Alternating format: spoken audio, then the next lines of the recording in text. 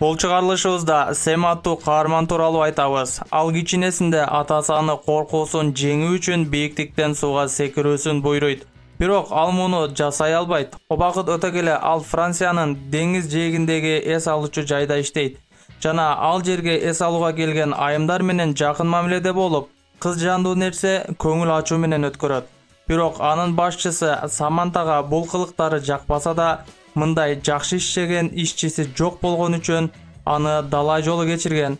Күндө дискотека, анын артынан дем алуу. Кээде Самантанын сөзүнө кирбей түнү менен көңүл ачышат. Ушундай күндөрдүн биринде Кристина аттуу аял ага 1 жыл мурдакы көңүл ачуудан, анын Сэмден кызы бар экенин, аны өзү бага албай турганын айтып, кызын таштап кетет.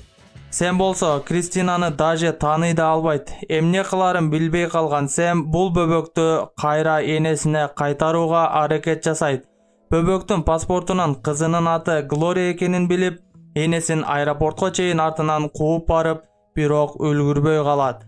Аэропорттон бир таанышын жолуктуруп калып, ал аркылуу Англияга чейин жетип алат. Оба анын Франциядан башка жакка чыкпаганы үчүн англисче билбейт болчу. Жада калса жолду да. Twitter аркылуу Кристинанын Англиядагы белгилүү француз кафесиндеги түшкөн сүрөтүн көрүп, ошол жерде иштесе керек деп ойлоп келген эле. Жолду таппай жүргөндө элдер арасынан французча сүйлөгөн Бернюэлди жолуктуруп, ал менен таанышып, андан жолду сурайт. Бернюэл бир аз кызтеке болчу, бирок кино режиссер эле. Эмне болсо да деп визиткасын таштап кетет. Сүрөттөгү кафеге барып Кристинди сурайт, бирок ал тууралуу маалымат эмес, анын ким экенин да таанышпайт. Айласы кетип, эмне кыларын, кайдан издерин билбей турганда башчысы чалып, кайда экенин сурайт. Түшүндүргөнү аракет жасаганы менен аны кезектеги шылтоосу деп ойлоп, аны иштен бошотуп жиберет. Тааныбаган нетпеген жерде акчасыз, үйсүз калат. Ошондо жанагы визитка эсине түшөт. Ар кимден жардам сурап жүрүп, акыры кызтеке Бернюэлдин үйүн таап барат. Үйдө эч ким болбогон үчүн босогодо күтүп отуруп уктап кетет. Кечинде иштен келген Бернюэл Сэмди көрүп кубанып кетет жана чогуу кызы Глорияны өстүрүшөт. Ушундай кыз жандуу, оюн күлкүсүз тура албаган, кыздар десе ичкен ашын жерге койгон Сэмди кызы Глория өзгөртөт. Ал бар убактысын кызына көңүл бөлүп, аны туура тарбиялоого жумшайт. Даже ал жаңы жашоо баштагысы да келбеген эле. Сэмдин кызы мененки жашоосунда ал каскадер эле. Бир жолку кадрда ал эсин жоготкондой тур көрсөтөт. Бирок кызынын "Адаке, ойгон, сен өлбөс кишисиң" деген сөзүнөн кийин ойгонот. Бул кызы экөөсүнүн ортосундагы сыйкырдуу сөз эле. Ар 15 күндө бир Сэм кызы Глорияга апасынын атынан кат жазат болчу. Анткени апасы аны таштап кеткенин айта албайт эле. Апаң агент, дайыма ал кызматта болот деп айткан. Ошон үчүн келе албайт деп түшүндүргөн. Кызы болсо ал каттарды ар дайым күтүп, каттарга жооп жазчу. Сэмдин эч ким билбес дагы бир сыры бар эле. Атасын өлбөс деп жүргөндө ал рак оорусуна чалдыккан эле. Анын узагы менен 4 жылдай өмүрү калган болчу. Ошон үчүн бар убактысын дагы да көңүлдүү өткөрүүлөрү үчүн кызына ар түрдүү оюн зоокторду уюштуруп эс алышат. Бирок кызы күндөн күнгө апасын сагынып, аны көргүсү келгенин айтып, мурдакыдай көңүлдүү боло албайт. Бирок күндө күн алыс Кристиндин адресине кат жазганы менен канча жыл болсо да жооп келбейт. Кызын кубантуу үчүн кастинг өткөрүп, Кристинге окшош аял издейт. Бернюэл болсо бул туура эмес деп кызына чынын айтышы керек экенин айтат.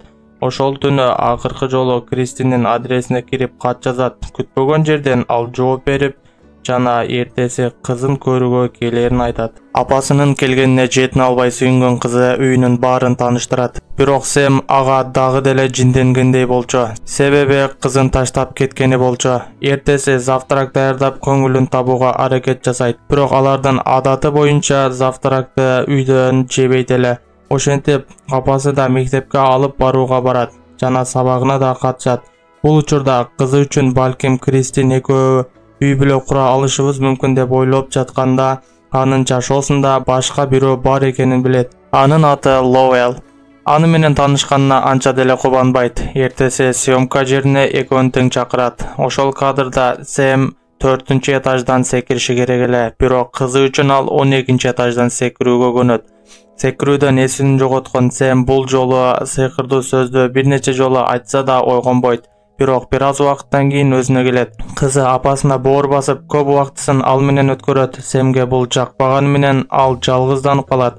Акыры бул нерсеге көнбөгөн Сэм кызын Кристиндин үйүнөн уруш жаңжал менен алып кетет. Бунун аягы сотко чейин барат. Алар сотто Глорияны талашат. Бирок судья Сэмдин кызы үчүн жасагандарын угуп, атасында калышы керек деген чечим чыгарат. Бирок ал жумушун өзгөртүшү керек болчу. Сэм соттон утуп чыгып, мектепке музыка сабагынан мугалим болуп кирет. Албетте бул жерде директордун жардамы чоң. Бул кубаныч көпкө созулбайт. Себеби соттон жеңилсе да тынч турбаган Кристин аталык тестинен анын биологиялык атасы эмес экенин аныктап, далилдеп кызын өзү алгысы келет. Бул нерсе Сэмге өтө катуу таасир этет. Себеби 8 жыл карап өстүргөн кызын тартып алып жаткандай эле. Бирок бул Глорияга эч кандай таасирин тийгизбейт. Себеби биологиялык жактан атасы болбосо да, ал Сэмди өлбөс, жеңилбес деп билет. Соттон кайра жеңип, кызын алып кеткени келгенде Сэмдин ичи ачышканын айтпа. Мындай нерсени эч кимге каалабайм. Ичи канчалык ачышып турбасын коштошот жана ичтей өксүп ыйлайт. Сырттан Глория Бернуэлл менен да коштошот. Акыры таксиге отуруп, эми кетейин дегенде кызы атасыз жашай албасын түшүнүп, апасына бир нерсемди унутуп кетипмин деп алдап атасына кайра барайт. Көпкө күтүп артынан келсе, кызы Сэм менен качып кеткен болот. Кристин Сэмдин оорусу тууралуу билбейт болчу. Бернуэлл ага бул тууралуу айтканда анын жүрөгү жибип, кызын кайтаруудан баш тартат жана бир аз убакыттан кийин аркаларынан Бернуэлл экөөгө барып, акыркы бактылуу күндөрүн өткөрүшөт. Биздин эмгекти баалап, лайк басып, комментарий жазып, колдоп кетүүнү унутпаңыздар достор. Сиздердин убактыңыздарды үнөмдөө үчүн Кызык кино каналы дайыма кызматта. Көрүп турганыңыздардай өлүмдөн корккон Сэм кызы үчүн бул фобиясын да жеңет.